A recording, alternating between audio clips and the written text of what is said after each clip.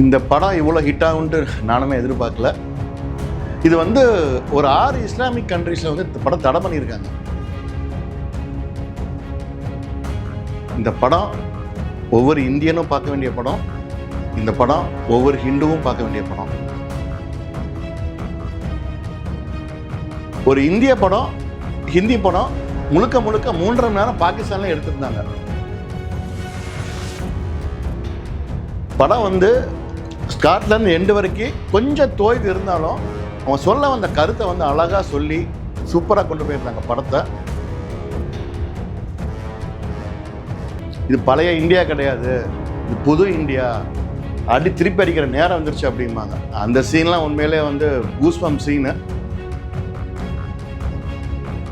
இன்னைக்கு நிலவரப்படி 867 கோடி ரூபாய் அடிச்சிருக்கு இந்த படம் வந்து 3 வாரத்தில். எனக்கு தெரிஞ்சு biggest hit of the year in India of 2025 வந்து இந்த மூவியாக தான் இருக்க போகுது. கண்டிப்பாக if you are a Indian, especially if you are a Hindu, இந்த படத்தை உங்கள் ஃபேமிலியில் உள்ள அடல்ட்ஸோட போய் படம் பாருங்கள். நீங்கள் படத்தில் வந்து ஒரு 3-4 சீனில் வந்து கண்ணு கலங்குவீங்க. அதான் அந்த படத்தோட வெற்றி.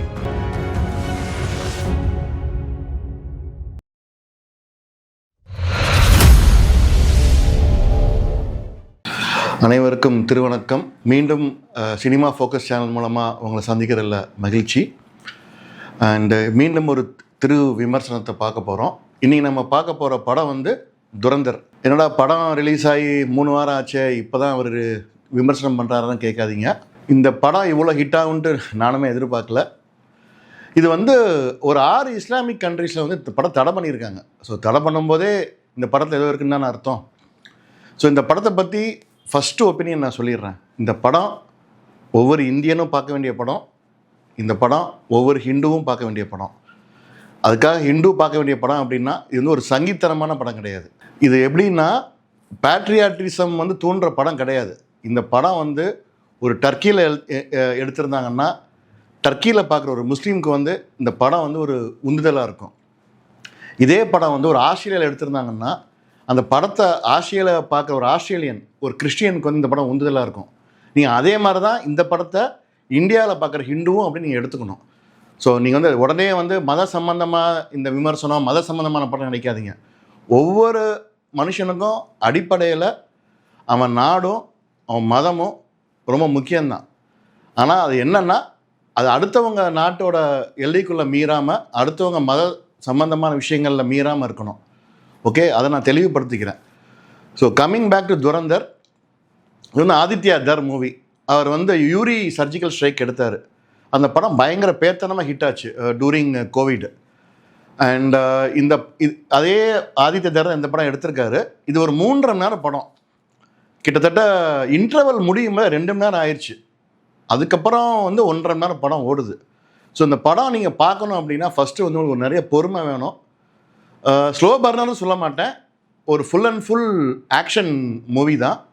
ஆனால் வந்து ஃபஸ்ட் ஹாஃப்லேயும் சரி செகண்ட் ஹாஃப்லேயும் சரி நிறைய ஸ்லோ மூமெண்ட்ஸ் இருக்குது. ஸோ இந்த படத்தோட ப்ளஸ் பாயிண்ட்ஸ்க்கு நம்ம முதல்ல போயிடுவோம். இந்த படத்தோட கதையை பற்றி நான் பெருசாக சொல்லி உங்களை வந்து உங்கள் டைமை இது பண்ண விரும்பலை.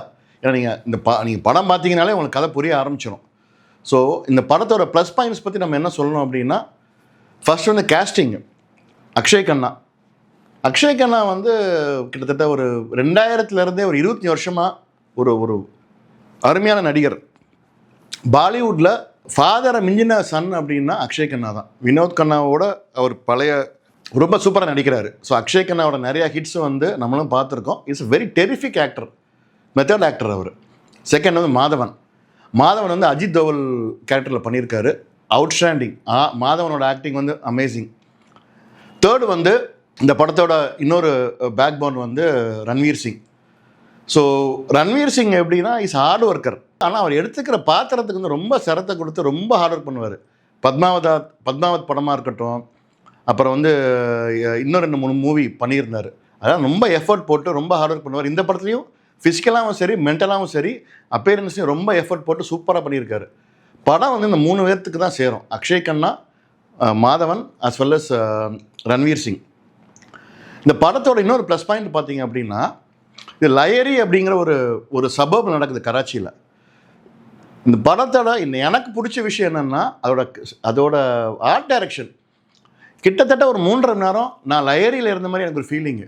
எனக்கு இந்தியாவில் தமிழ்நாட்டை படம் பார்த்த ஃபீலிங்கே இல்லை. அந்த லயரிக்குள்ளே நான் போய் கேமரா செட் பண்ணி லயரியை நான் பார்த்த மாதிரி இருந்தது 3.5 மணி நேரம். ஸோ அப்படி தத்ரூபமான ஒரு கேஸ்டிங், ஒரு ஒரு ஆர்ட் டைரக்ஷன் பண்ணியிருந்தாங்க. அதாவது எப்படி தத்ரூபம் அப்படின்னா, அந்த படம் வந்து மோஸ்ட்லி வந்து ரன்வீர் சிங் வேலை பார்க்குற அந்த ஒரு ஜூஸ் ஷாப் இருக்கும், அங்கே நடக்கும்.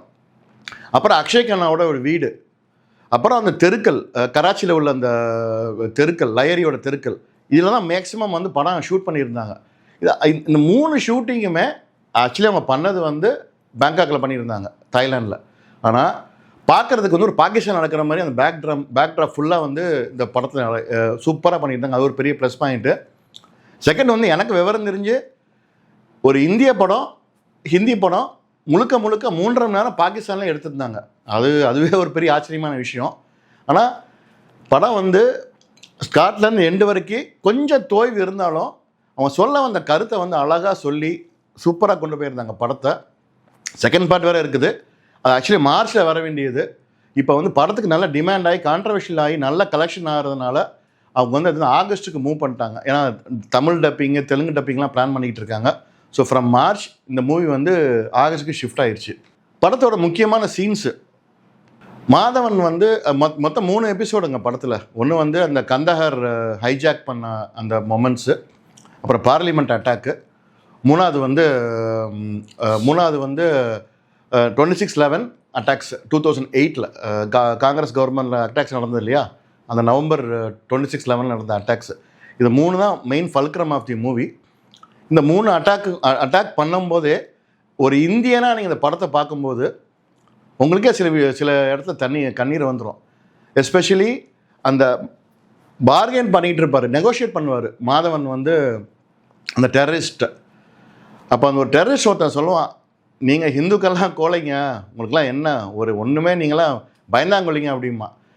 அந்த டைலாக் நான் கேட்கும்போது, நான் ஒரு இந்து, ஸோ இதில் வந்து இது வந்து பெருமை கொள்றதுக்காக நான் சொல்லலை. இது என்ன சொல்ல வரேன்னா, நீங்கள் ஒரு நாட்டவரை சேர்ந்து ஒரு மதத்தவரை சேர்ந்து அந்த மதத்தை பற்றி புண்படுத்த மாதிரி சொல்லும்போது உள்ளுக்குள்ளேருந்து ஒரு ஃபீலிங் வரும் இல்லையா. எனக்கு அந்த ஃபீலிங் தான் வந்தது. நம்ம என்ன பயந்தாங்க இல்லையா, நம்ம ஏன் வந்து இப்படி ஆகிட்டோம் அப்படிங்கிற மாதிரி அந்த அந்த அந்த ஒரு தூண்டுதல் வந்து வசனம் கொடுக்கும். அதே மாதிரி இவங்ககிட்டலாம் பேசிட்டு மாதவன் போய் அந்த ஃப்ளைட்டில் ட்ராவல் பண்ணுற பேசஞ்சர்ஸ்ட்டை சொல்லுவாங்க, நீங்கள்லாம் கவலைப்படாதீங்க, இந்தியன் கவர்மெண்ட் எல்லாம் பண்ணிருச்சு, நீங்கள் வந்து நாளைக்கே ரிலீஸ் ஆகிடலாம் சொல்லிட்டு பாரத் மாதா கி ஜே அப்படிம்பாரு. யாருமே திருப்பி சொல்ல மாட்டாங்க. ஆனால் தேட்டரில் சொன்னாங்க, நான் சொன்னேன் பாரத் மாதா கி ஜே அப்படின்ட்டு. ஏன்னா அந்தளவு இன்டியூஸ் பண்ணுச்சு இந்த படம். ஸோ இது வந்து படத்தை வந்து படமாக ஒரு படைப்பாக தான் பார்க்கணும்.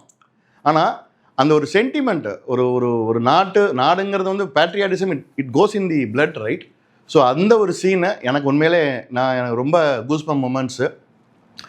அப்புறம் இன்னொரு சீன் எப்படின்னா, அர்ஜுன் ரம்பால் அவர் தான் ஐஎஸ்ஏவோட சீஃபு, அண்டு அக்ஷய் கண்ணா வந்து ரஹ்மான் டக்காய்ட். அவர் வந்து பலுச்சிஸ்தான்லேருந்து வந்த ஒரு கேங்ஸ்டரு, அந்த பலுச்சிஸ் பீப்புளோட தலைவர் மாதிரி அந்த லயரி ஏரியாவில் அவர். அப்புறம் ரன்வீர் சிங் வந்து அங்கே போய் ஜாயின் பண்ணியிருப்பார் அவங்க கேங்கில். அவர் ஒரு இந்தியன் சீக்ரெட் ஏஜென்ட் தான். அவர் ட்ரெயின் பண்ணி அவர் வந்து பாகிஸ்தானுக்கு அனுப்பியிருப்பாங்க.